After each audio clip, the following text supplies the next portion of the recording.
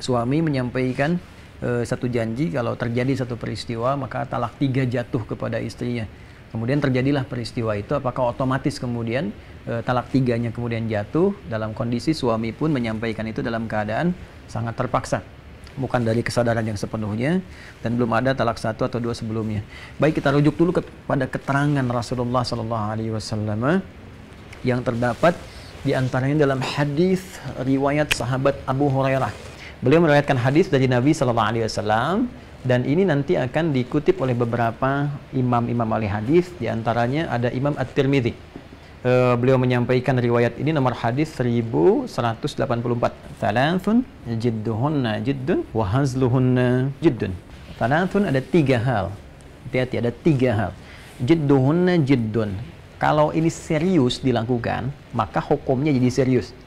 Nah, ini sudah biasa ya. Jadi kalau serius dilakukan, maka dianggap serius, berlaku hukum. Wahazluhunna, dan kalaupun bercanda bukan serius tapi dilakukan, jiddun, tetap dihukumi oleh syariat menjadi serius.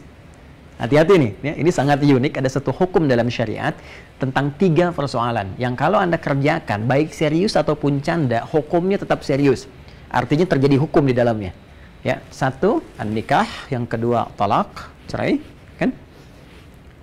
Kemudian yang ketiga raj'ah. Ini semua dalam hukum munakahat, hukum bab tentang pernikahan. Jadi 1, an-nikah. Hati-hati, nikah. Ya kalau sungguhan sudah jelas kan, ada saksi, kemudian ada maharnya, ada walinya dan sebagainya, itu serius. Tapi yang kadang sering tidak disadari, hati-hati. Teman-teman misalnya yang bikin tentang sinetron, tentang drama, film, terus ada adegan pernikahan tuh. Awas tuh. Kalau kemudian walaupun canda tapi terpenuhi semua syarat-syaratnya, qadarullah yang main itu walinya ada misalnya kan, maharnya ada, terus disebutkannya namanya lagi langsung misalnya ya, fulanah binti fulan mas kawin sekian, walaupun canda di situ ya, sifatnya sedang membuat satu hal untuk tayangan, tapi kalau dikerjakan itu bisa jadi serius ya. Karena itu saya sering sarankan kalau nanti ada adegan-adegan demikian, disamarkan atau tidak disempurnakan kalimatnya sehingga tidak menjadi serius dalam hukum syariat ya. Awas, hati-hati loh, ini kan cuma bercanda ya, bukan sekedar canda tapi mesti dilihat dampaknya dalam persepsi syariat. Ya, semua boleh punya pandangan, tapi syariat hukum Islam juga punya pandangan dan punya penilaian-penilaian tertentu. Jadi kalau nanti teman-teman yang bikin acara-acara tertentu, ada film, ada drama, ada macam-macam, ya saran saya jangan disempurnakan seutuhnya kalimatnya atau nama-namanya disamarkan sehingga tidak langsung menuju kepada personal yang bersangkutan. Kemudian dan termasuk ini canda nih ya, misalnya sama bapak si fulan, antum kenalan ya sama kawan ya kan, terus anak kamu nih masya Allah ya, kalau jadi nih gitu, saya bener nih ya, saya kayak nikahkan kamu nih dengan putri saya, mas kawin sekian, jadi saya terima nikahnya, itu jadi tuh ya. Makanya hati-hati ya, hati-hati gitu dengan ini, canda bisa jadi serius. Kemudian talak. Nah, talak juga hati-hati supaya tidak main-main. Kenapa syariat memperlakukan ketat pada hukum talak? Sehingga ada perlindungan kepada istri, sehingga suami nggak main-main ya, mempermainkan rumah tangga misalnya. Nanti ada konsep yang menekankan kepada perlindungan istri, ada konsep penghormatan kepada suami sehingga ada keadilan di dalamnya. Ya, jadi istri pun di sini dipagari, dikuatkan, dilindungi oleh syariat hukum Islam sehingga derajatnya terangkat, diberikan kemuliaan. Suami sekalipun pemimpin diberikan batasan-batasannya, di mana harus tegas, di mana mesti dilarang, di mana diminta menyayangi, menghormati, mengayomi dan sebagainya. Termasuk dalam persoalan ini tentang talak ya, tentang cerai atau talak. Di sini sangat ketat dalam hukum Islam, tidak boleh ada main-main. Ya, karena ini terkait dengan perasaan, terkait dengan kekuatan, terkait dengan dampak. Ya, karena itu dalam Islam saking ketatnya ya pengetatan dan perlindungan terhadap istri dalam kehidupan rumah tangga, maka talak pun tidak boleh dipandang sepele. Ya, jangan main-main. Kalau kamu sampaikan main-main, dihukumi serius. Ya, hukum yang diterapkan dengan keseriusan itu untuk membuat sebuah ketegasan sehingga suami tidak mempermainkan keadaan itu untuk sengaja berbuat talak. Ya, dan di antara turunan ini pun Islam memberikan hukum yang ketat. Dilihat dulu apakah orang itu serius dalam mengucapkan dengan kesadaran sepenuhnya, kan? Walaupun nanti diikat di sini dengan hukum canda, seriusnya diikat dengan sadar. Ya. Sadar misalnya. Sehingga nanti ada perdebatan antara para ulama, kalaupun canda tapi sadar, jadi.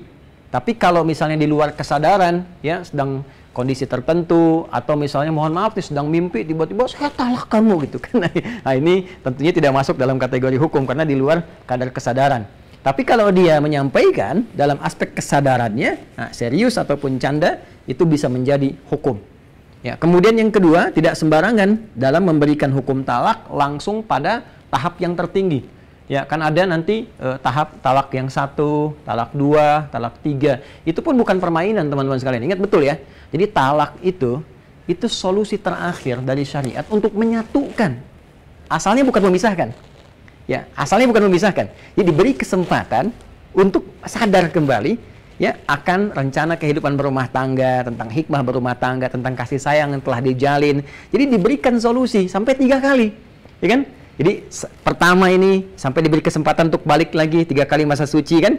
Kalau suami pengen balik di situ segera untuk kembali lagi, ya tanpa diikat oleh akad kembali. Ya jadi ini sebenarnya solusi untuk memikirkan lagi, merenungkan lagi. Awalnya bukan konsepsi yang diarahkan untuk memisahkan, lebih untuk menyatukan sebagai bagian solusi terakhir. Nanti kalau satu misalnya ya belum juga selesai, rujuk tapi terjadi lagi, kasih kesempatan kedua. Ya kan? Kedua nanti sudah bagus tapi terjadi situasi lagi. Nah, baru pada yang ketiga. Yang ketiga lebih ketat lagi. Kalau terjadi talak yang ketiga, maka tidak boleh menikah lagi dua itu kecuali dua pasangan itu sudah menikah dulu dengan pasangan yang lainnya. Sebagai pelajaran besar supaya tidak main-main dalam rumah tangga. Itulah pengetatan dan keindahan hukum Islam dalam memberikan perlindungan pada bab rumah tangga. Ya karena itu, bagi seseorang yang langsung mengucapkan pada istrinya, saya talak kamu 3 kali langsung. Bahkan saking kesalnya ada yang mengatakan, saya talak kamu 3 gunung sekaligus. Saya talak kamu 1000 kali. Nah itu dianggap oleh para ulama tidak berlaku langsung talak 3, tapi baru dianggap sebagai talak yang pertama saja. Syaratnya tadi, jika dilakukan ada unsur kesadaran, walaupun di situ sadar di sini misalnya dalam keadaan dia sedang, mohon maaf ya, apakah misalnya ada candakah di situ, atau misalnya dalam suasana marahkah? Kenapa Anda tidak bisa mengontrol suasana itu? Yang penting Anda sadar dalam mengucapkan itu, ya, sadar terjaga maksudnya. Jadi kalau ada tadi ucapan dalam kasus demikian, maka dalam syariat dihukumi bahwa talaknya jatuh talak 1. Ya, karena itu akan lebih baik kalau Anda kembali ke solusi Al-Quran di surah keempat An-Nisa di ayat 34 sampai 35. Ya, di mushaf standar paling kiri sebelah atas sampai ke tengah. Ya, jadi jelas Allah menyampaikan pertama hak laki-laki, kemudian hak perempuan seperti apa. Setelah itu kalau ada kejadian-kejadian begini persoalannya. Ar-rijalu qawwamuna 'alan nisa bima faddalallahu ba'dhum 'ala ba'dhin wa bima anfaqu min amwalihim.